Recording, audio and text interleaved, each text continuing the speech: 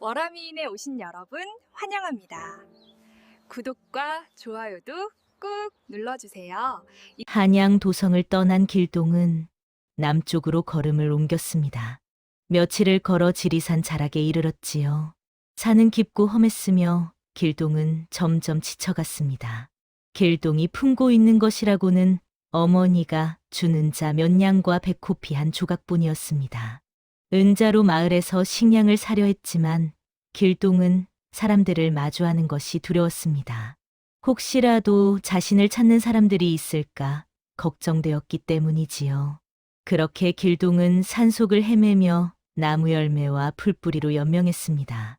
하지만 열흘쯤 지나자 몸이 점점 약해졌습니다. 어느 날 저녁 하늘이 갑자기 어두워지더니 빗방울이 떨어지기 시작했습니다. 처음에는 보슬비였지만 곧 장대비로 변했지요. 천둥이 울리고 번개가 번쩍였습니다. 길동은 나무 밑에서 비를 피하려 했지만 비는 점점 더 세차게 쏟아졌습니다.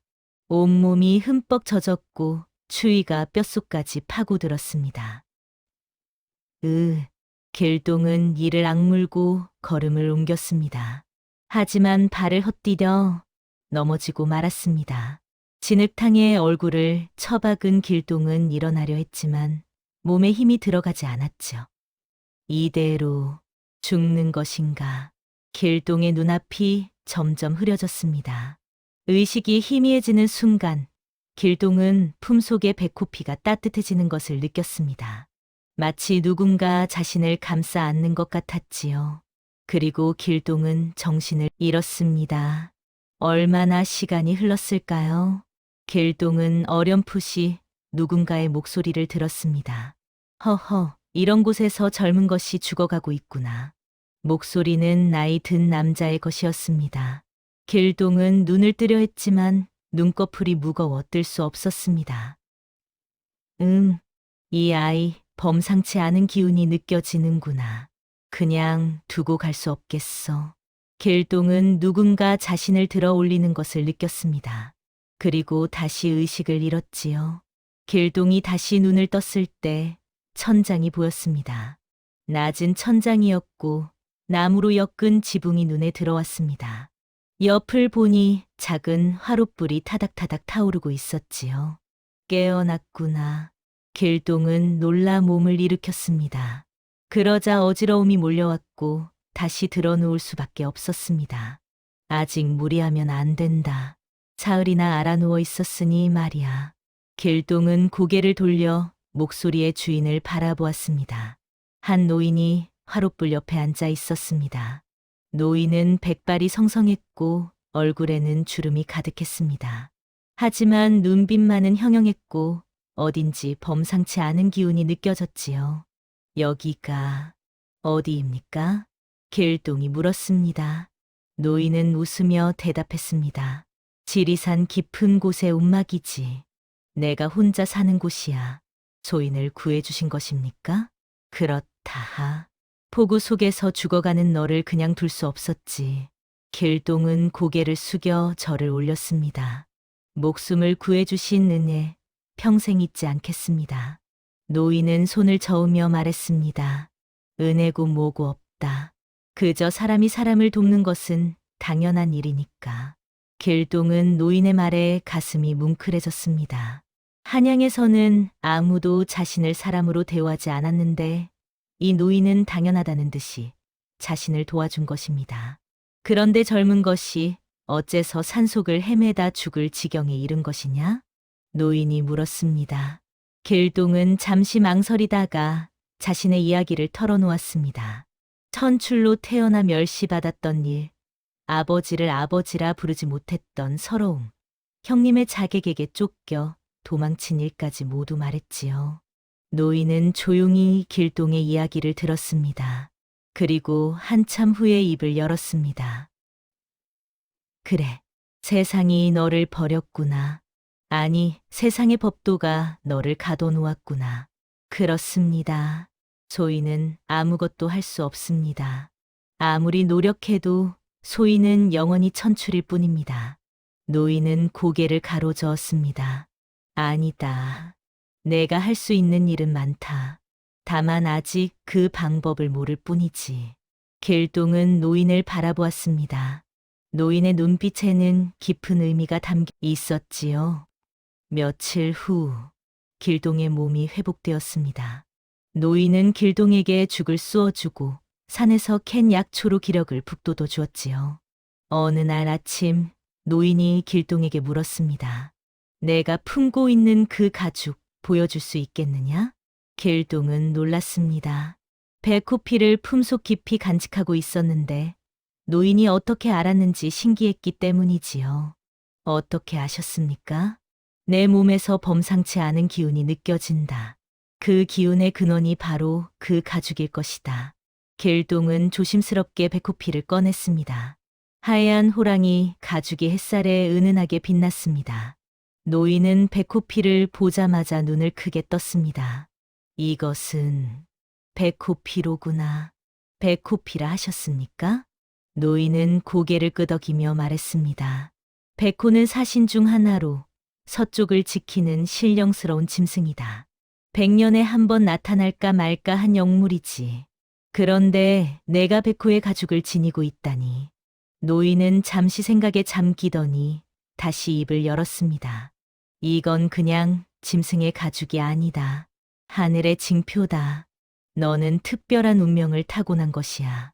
특별한 운명이라니 무슨 말씀이십니까? 노인은 길동의 어깨에 손을 얹었습니다. 길동아, 내가 자객을 피할 때 몸이 갑자기 사라졌다고 했지? 그렇습니다. 어떻게 된 일인지 저도 모르겠습니다. 다만 배코피가 따뜻해지는 것을 느꼈을 뿐입니다.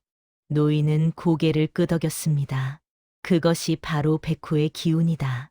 배코피는 위기의 순간 주인을 보호하고 때로는 놀라운 힘을 발휘하게 해준다. 순식간에 먼 곳으로 이동하는 것도 그중 하나지. 길동은 믿기지 않는다는 표정을 지었습니다. 그런 일이 가능합니까? 가능하다. 하지만 아직 너는 그 힘을 제대로 다루지 못한다. 제대로 다스리지 못한 힘은 때로 독이 되기도 하지. 노인은 배코피를 길동에게 돌려주며 말했습니다. 길동아, 이제부터 내가 너를 가르치겠다. 내 안의 힘을 다스리는 법, 그리고 그 힘을 올바르게 쓰는 법을 말이야. 길동은 깊이 절을 올렸습니다. 사부님, 부디 가르침을 내려주시옵소서. 노인은 빙그레 웃었습니다. 사부라. 좋다. 내 이름은 적송자라고 한다. 이제부터 나를 사부라 불러도 좋다. 그날 이후 길동은 적송자를 사부로 모시게 되었습니다. 적송자는 한때 무림에서 이름을 날렸던 고수였으나 세상의 다툼의 환멸을 느끼고 산속에 은둔한 인물이었지요. 길동아, 내가 알아야 할 것이 있다. 적송자가 말했습니다. 힘이란 것은 칼과 같다. 올바르게 쓰면 약한 자를 지키는 방패가 되지만 잘못 쓰면 무고한 일을 해치는 흉기가 된다. 명심하겠습니다, 사부님. 그리고 배코피의 힘은 더욱 조심해야 한다. 그 힘은 내 마음의 상태에 따라 달라지기 때문이지. 내 마음이 어지러우면 힘도 어지러워지고 내 마음이 평온하면 힘도 평온해진다. 길동은 고개를 끄덕였습니다. 그날부터 길동의 수련이 시작되었습니다. 적송자는 길동에게 3가지를 가르쳤습니다. 첫째, 힘을 다스리는 법. 둘째, 분노를 이기는 법. 셋째, 힘을 어디에 써야 하는지 아는 법. 새벽이 밝기 전 적송자는 길동을 깨웠습니다. 일어나거라. 해가 뜨기 전에 산꼭대기에 올랐다가 내려와야 한다. 길동은 비몽사몽 일어나 산을 올랐습니다. 험한 산길이었지만 매일 오르내리다 보니 점점 몸이 가벼워졌지요. 해가 뜬 후에는 폭포 밑에서 물을 맞으며 정신을 단련했습니다. 얼음장 같은 물이 머리 위로 쏟아졌지만 길동은 이를 악물고 견뎠습니다. 폭포수가 바위를 뚫듯이 끊임없는 수련이 내 몸과 마음을 단련시킨다. 적송자의 가르침이었습니다. 오후에는 무술을 배웠습니다.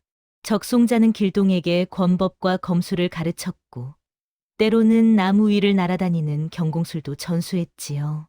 힘은 단순히 상대를 제압하는 것이 아니다. 진정한 힘은 자신을 지키고 약한 자를 보호하는 데 있다.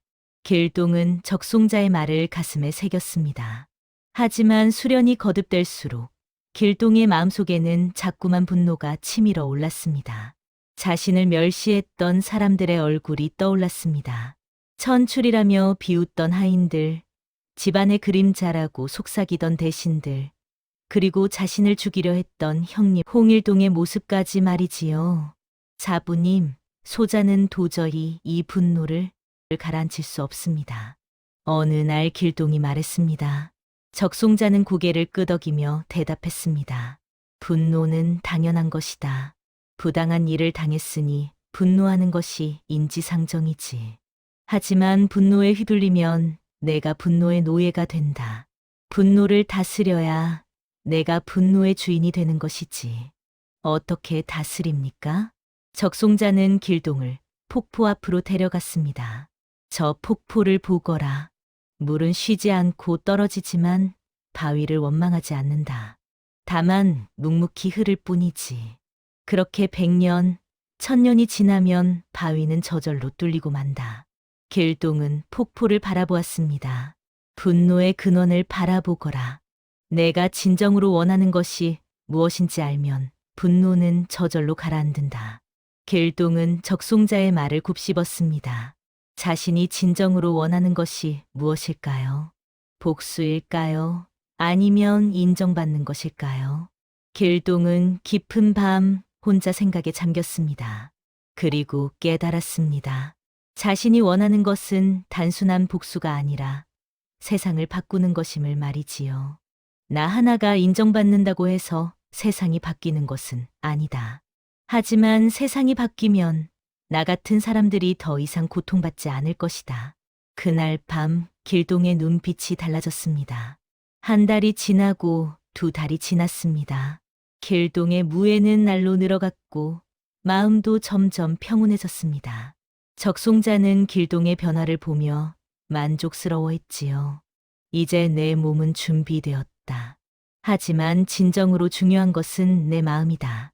이제 내 마음을 시험할 때가 되었구나. 샵샵 제5 챕터 적송자가 길동을 불렀습니다. 길동아, 이제 내게 심부름을 하나 시키겠다. 무엇이든 말씀하십시오, 사부님. 산 아래 마을에 내려가 쌀 한 뎃박을 구해와라. 그리고 이것을 명심해라. 절대로 힘을 써서는 안 된다. 힘을 쓰지 말라는 것이 무슨 뜻입니까? 적송자는 의미심장한 미소를 지었습니다. 가보면 알게 될 것이다. 길동은 은자 몇 냥을 품에 넣고 산을 내려갔습니다. 산길을 한참 걸어 내려가자 작은 마을이 보였습니다. 마을은 조용했습니다. 하지만 어딘지 모르게 침울한 기운이 감돌았지요. 길동은 마을 어귀에 있는 주막으로 들어갔습니다. 주인장, 쌀 한 뎃박을 살 수 있겠습니까? 주막 주인은 길동을 위아래로 훑어보더니 고개를 저었습니다. 쌀이 없네. 올해 농사가 흉년이라 쌀이 귀하거든. 은자를 넉넉히 드리겠습니다. 은자가 문제가 아니야. 쌀이 정말로 없다고. 길동은 이상하다고 생각했습니다. 흉년이라지만 마을 사람들이 굶주리는 것 같지는 않았기 때문이지요. 그때 밖에서 시끄러운 소리가 들렸습니다. 길동은 주막 밖으로 나가보았습니다. 마을 한가운데 광장에 사람들이 모여 있었습니다. 그리고 그 한가운데에는 관복을 입은 아전들이 서 있었지요. 이놈들아, 세금을 제때 내지 못하면 곤장을 맞아야 하느니라. 아전 하나가 소리쳤습니다. 그의 앞에는 한 백성이 무릎을 꿇고 있었습니다. 나리, 용서하여 주십시오. 올해 흉년이라 도저히 세금을 낼 수가 없습니다. 흉년이면 어쩌란 말이냐. 나라에서 정한 세금은 반드시 걷어야 한다. 아전은 옆에 있는 군졸에게 눈짓을 했습니다. 군졸은 곤장을 들고 백성의 등을 내리쳤습니다. 이야, 백성이 비명을 질렀습니다. 하지만 아전은 아랑곳하지 않고 다시 명령했습니다. 더 때려라. 길동의 주먹이 불끈 쥐어졌습니다. 온몸이 떨렸고 당장이라도 뛰어들어 아전들을 혼내주고 싶었습니다. 하지만 그 순간 품속의 배꼽피가 빛나기 시작했습니다. 따뜻한 기운이 아니라 뜨거운 기운이었습니다. 마치 경고하는 것 같았지요. 지금은 때가 아니다. 길동은 이를 악물고 참았습니다. 적송자의 말이 떠올랐습니다. 절대로 힘을 써서는 안 된다고 말이지요. 길동은 한 발짝 물러서서 상황을 지켜보았습니다. 아전들은 백성을 때린 후 마을을 돌며 세금을 더 거두었습니다. 이 마을은 올해 세금을 다 내지 못했으니 내년 봄까지 곡식의 절반을 더 바쳐야 한다. 마을 사람들은 절망에 빠졌습니다. 이미 흉년으로 굶주리고 있는데 세금을 더 낸다면 겨울을 넘기기 어려울 것이 분명했습니다. 길동은 모든 것을 지켜보았습니다. 아전들의 얼굴, 마을 사람들의 표정, 그리고 마을의 형편까지 모두 기억했습니다. 해가 저물 무렵 길동은 한 노파를 만났습니다. 노파는 마을 끝자락에서 혼자 살고 있었는데 길동을 보고 쌀 한 대박을 내주었습니다. 젊은이, 이것을 가져가시오. 늙은이 혼자 먹기에는 너무 많으니까. 고맙습니다, 할미. 길동은 쌀을 받아들고 산으로 돌아갔습니다. 하지만 마음은 무거웠습니다. 움막으로 돌아온 길동은 적송자에게 쌀을 건넸습니다. 하지만 입을 열지 못했습니다. 적송자는 길동의 표정을 보고 물었습니다. 무슨 일을 보았느냐? 길동은 마을에서 본 일을 모두 이야기했습니다. 아전들이 백성을 괴롭히고 무리하게 세금을 거두는 모습을 말이지요. 사부님, 저는 도저히 이해할 수 없습니다. 저들을 그냥 두고 보는 것이 옳습니까? 적송자는 한참 동안 침묵했습니다. 그리고 천천히 입을 열었습니다. 길동아, 내가 만약 오늘 뛰어들어 저 아전들을 혼내주었다면 어땠을까? 백성들이 고통에서 벗어났을 것입니다. 그럴까? 아전 하나를 혼내주면 관아에서는 아전 둘을 보낼 것이다. 아전 둘을 혼내주면 관아에서는 아전 넷을 보낼 것이고 그렇게 계속되면 결국 군대가 올 것이다. 길동은 고개를 숙였습니다. 그렇다면 아무것도 할 수 없다는 말씀입니까? 적송자는 고개를 가로저었습니다. 아니다. 할 수 있는 일은 많다. 하지만 방법이 중요하다는 것이지. 적송자는 길동 앞에 앉았습니다. 길동아, 내게 묻겠다. 내가 바꾸고 싶은 것은 사람 몇의 목숨이냐? 아니면 이 세상의 숨통이냐? 길동은 눈을 크게 떴습니다. 사람 몇을 구하는 것은 쉽다. 하지만 그것은 일시적인 해결책일 뿐이다. 진정으로 세상을 바꾸려면 뿌리부터 바꿔야 한다. 뿌리라 함은 무엇입니까? 제도다. 백성을 괴롭히는 것은 아전이 아니라 그 아전을 만들어낸 제도다. 그 제도를 바꾸지 않는 한 아무리 많은 아전을 혼내줘도 소용없다. 길동은 적송자의 말을 곱씹었습니다. 그렇다면 어떻게 해야 합니까? 적송자는 하늘을 바라보며 말했습니다. 첫째, 힘을 키워라. 제도를 바꾸려면 큰 힘이 필요하다. 둘째, 사람을 모아라. 혼자서는 세상을 바꿀 수 없다. 셋째, 때를 기다려라. 서두르면 오히려 이를 그르친다. 길동은 고개를 끄덕였습니다. 명심하겠습니다, 사부님. 적송자는 길동의 어깨에 손을 얹었습니다. 길동아, 내가 오늘 참은 것은 비겁함이 아니라 지혜다. 분노를 참고 때를 기다릴 줄 아는 사람만이 큰일을 이룰 수 있다. 그날 밤 길동은 잠을 이룰 수 없었습니다. 마을에서 본 백성들의 얼굴이 자꾸만 떠올랐습니다. 언젠가는 저들을 구하리라. 아니, 저들뿐만 아니라 조선의 모든 백성을 구하리라. 길동의 마음속에 큰 뜻이 싹트기 시작했습니다. 단순히 자신의 한을 풀기 위한 복수가 아니라 세상을 바꾸려는 큰 뜻이었습니다. 다음 날 길동은 적송자에게 물었습니다. 사부님께서는 어째서 산속에 은둔하고 계십니까? 사부님 같은 고수라면 세상을 바꿀 수 있지 않겠습니까? 적송자는 쓸쓸하게 웃었습니다. 나도 한때는 내처럼 생각했다. 무림의 고수가 되어 세상의 부조리를 바로잡으리라 다짐했지. 그런데 왜? 하지만 깨달았다. 힘만으로는 세상을 바꿀 수 없다는 것을 말이야. 오히려 힘은 새로운 부조리를 낳을 뿐이었지. 적송자는 먼 산을 바라보며 말을 이었습니다. 내가 젊었을 때 무림에는 수많은 파벌이 있었다. 정파와 사파, 그리고 그 안에 수많은 문파들이 서로 다투었지. 나는 정파의 일원으로 사파와 싸웠다. 정의를 위해서라고 믿었지. 길동은 조용히 듣고 있었습니다. 하지만 싸울수록 깨달았다. 정파든 사파든 결국 자신들의 이익을 위해 싸우고 있다는 것을 말이야. 정인이 명분이니 하는 것은 모두 거칠애에 불과했지.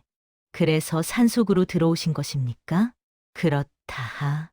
나는 더 이상 무의미한 싸움에 휘말리고 싶지 않았다. 그래서 이곳에 은둔하여 홀로 살아왔지. 적송자는 길동을 바라보았습니다. 하지만 너는 다르다. 너는 나처럼 환멸에 빠져 도망치지 말거라. 너는 진정으로 세상을 바꿀 힘을 가지고 있다. 소자가 정말 그럴 수 있을까요? 할 수 있다. 아니, 해야만 한다. 백호피가 너를 선택한 것은 우연이 아니다. 하늘이 너에게 큰 사명을 준 것이지. 길동은 품속의 백호피를 만졌습니다. 백호피는 따뜻한 기운을 내뿜고 있었습니다. 하지만 명심해라. 힘만으로는 부족하다. 지혜와 인내, 그리고 무엇보다 백성을 사랑하는 마음이 있어야 한다. 명심하겠습니다, 사부님. 그날 이후 길동의 수련은 더욱 치열해졌습니다. 날마다 산을 오르내리고 폭포수를 맞으며 무술을 연마했습니다. 하지만 이제 길동의 마음속에는 단순한 복수가 아니라 더 큰 목표가 자리 잡고 있었습니다. 세상을 바꾸리라. 천출이라고 멸시받는 사람들이, 양민이라고 착취당하는 백성들이 모두 사람답게 살 수 있는 세상을 만들리라. 석 달이 지났습니다. 길동의 무예는 이미 보통 무사들을 능가했고 백호피의 힘도 어느 정도 다룰 수 있게 되었습니다. 어느 날 적송자가 길동을 불렀습니다. 길동아, 이제 내가 배울 것은 다 배웠다. 이제 세상으로 나갈 때가 되었구나. 길동은 놀랐습니다. 벌써입니까? 아직 배울 것이 많은데. 아니다. 이제부터는 세상이 너의 스승이 될 것이다. 산 속에서 아무리 수련해도 진정한 배움은 세상에서만 얻을 수 있다. 적송자는 길동에게 작은 보따리를 건넸습니다. 이 안에는 내가 필요할 물건들이 들어있다. 그리고 이것도 가져가거라. 적송자는 낡은 지도 한 장을 꺼냈습니다. 이 지도에는 조선 팔도의 주요 지점들이 표시되어 있다. 그리고 각 지역에서 백성들이 가장 고통받는 곳도 표시되어 있지.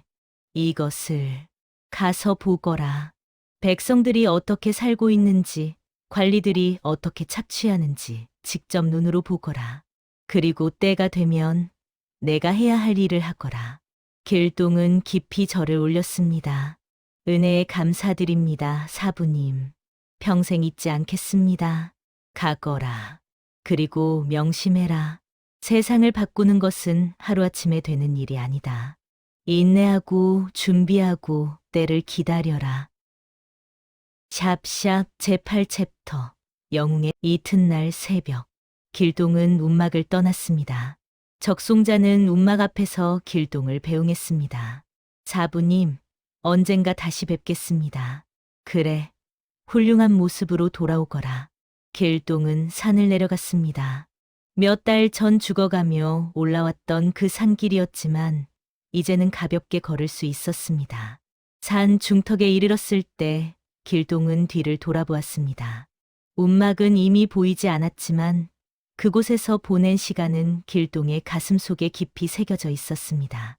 길동은 다시 앞을 보고 걸었습니다. 산을 내려가 평야가 보이는 곳에 이르자 길동은 멈춰 섰습니다. 저 멀리 마을들이 보였습니다. 논밭이 펼쳐져 있고 사람들이 일하는 모습이 작게 보였지요. 저곳에서 수많은 백성들이 고통받고 있구나. 길동은 하늘을 올려다보았습니다. 푸른 하늘에 흰 구름이 천천히 흘러가고 있었습니다. 하늘이시여, 소인에게 힘을 주소서. 이 땅의 백성들이 모두 사람답게 살 수 있도록 소인에게 지혜와 용기를 주소서. 길동은 품속의 백호피를 꺼내 하늘을 향해 들었습니다. 백호피가 햇살에 반짝이며 빛났습니다. 그 순간 길동은 이상한 환영을 보았습니다. 백호피에서 하얀 빛이 뿜어져 나오더니 거대한 백호의 모습이 나타난 것입니다. 백호는 길동을 바라보며 으르렁거렸습니다. 하지만 위협이 아니라 마치 격려하는 것 같았지요. 환영은 곧 사라졌습니다. 하지만 길동의 마음속에는 큰 용기가 솟아올랐습니다. 그렇다. 나는 혼자가 아니다. 하늘이 나를 돕고 있다. 길동은 백호피를 다시 품속에 넣고 산을 내려갔습니다. 마을에 도착한 길동은 이곳저곳을 돌아다니며 백성들의 삶을 관찰했습니다. 적송자가 준 지도를 펼쳐보니 이 마을도 표시되어 있었습니다. 백성들이 가장 고통받는 곳. 길동은 마을 구석구석을 살폈습니다. 과연 적송자의 말대로 관리들의 횡포가 심했습니다. 세금을 제때 내지 못한 백성들이 곤장을 맞고 땅을 빼앗기는 일이 비일비재했습니다. 길동은 모든 것을 기억했습니다. 누가 백성을 괴롭히는지, 어떤 방법으로 착취하는지 모두 머릿속에 새겨 넣었지요. 아직은 때가 아니다. 하지만 언젠가는 반드시. 해가 저물 무렵 길동은 마을을 떠나 다시 길을 나섰습니다. 앞으로 가야 할 길이 멀고도 험했지만 길동의 발걸음은 가벼웠습니다. 그날 밤 길동은 산속에서 하룻밤을 보냈습니다. 모닥불을 피우고 앉아 별을 바라보았습니다. 언젠가 백성 모두가 숨 편히 쉬는 세상을 만들겠다. 길동의 다짐이었습니다. 그리고 그 다짐은 결코 헛되지 않았습니다. 훗날 이 소녀는 조선을 뒤흔드는 의적이 되었고 활빈당이라는 무리를 이끌며 탐관오리들을 징벌했습니다. 그리고 마침내 율도국이라는 새로운 나라를 세웠지요. 하지만 그것은 먼 훗날의 이야기입니다. 지금 이 순간 15살의 소년 길동은 다만 한 걸음 한 걸음 자신의 운명을 향해 걸어가고 있을 뿐이었습니다. 밤하늘의 별들이 길동을 내려다보았습니다. 그 별들은 마치 길동의 앞날을 축복하는 것 같았지요. 길동은 백호피를 품에 안고 잠이 들었습니다. 그의 꿈속에는 평화로운 세상이 펼쳐져 있었습니다. 양반과 천민의 구분이 없고 모두가 사람답게 사는 세상 말이지요. 그 꿈이 현실이 되는 날까지 길동의 여정은 계속될 것입니다. 여러분, 오늘 이야기는 여기까지입니다. 길동이 앞으로 어떤 모험을 겪게 될지, 어떻게 활빈당을 만들고 조선을 뒤흔들게 될지, 그 이야기는 다음 영상에서 이어집니다. 옛말에 천리길도 한 걸음부터라는 말이 있습니다. 아무리 큰 뜻을 품어도 첫걸음을 떼지 않으면 아무것도 이룰 수 없지요. 길동은 비록 천출로 태어나 온갖 고난을 겪었지만 결코 포기하지 않았습니다. 그리고 마침내 자신의 길을 찾아 첫걸음을 떼었습니다. 우리도 길동처럼 용기를 내어 첫걸음을 뗄 수 있어야 합니다. 비록 앞길이 험하고 어려워도 한 걸음씩 나아가다 보면 언젠가는 목표에 다다를 수 있을 것입니다. 다음 영상을 빠르게 만나보시려면 좋아요와 구독을 눌러주세요. 그럼 더 재미있는 영상으로 찾아뵙겠습니다. 모두 행복한 하루 보내세요.